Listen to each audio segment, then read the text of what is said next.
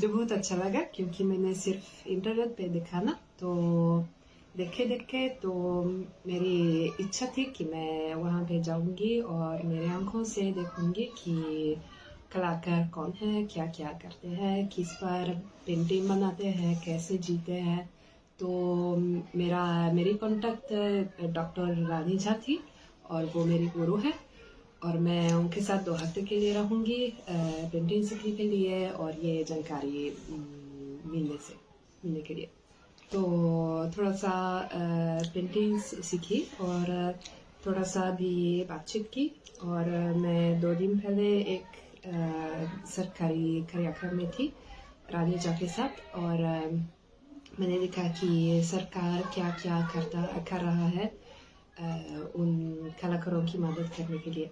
तो ये बहुत अच्छा लगा क्योंकि बहुत किया जाता है। इटली में मैं कलाकार भी हूँ और दूसरी नौकरी भी है, मैं गाइड हूँ। तो पहले टीचर थी, उसको छोड़ के गाइड बन गई, फ्रीलांस। मैं बचपन से कलाकार नहीं, लेकिन बचपन से चित्र बना रही थी, पेंटिंग बना रही थी वगैरह वगैरह। और जब मैं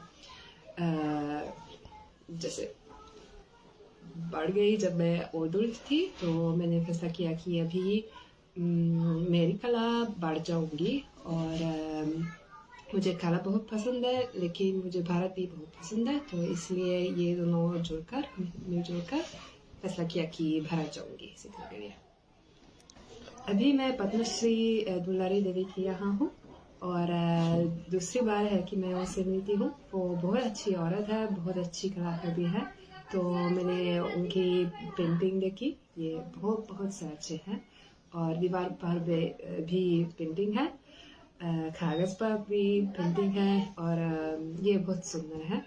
और पहली बार तो उन्होंने मुझे खाना खिलाया, इस बार भी खाना खिलाया, तो बहुत अच्छा लगा और हम लोग बातचीत करते करते एक दूसरे से जानते हैं।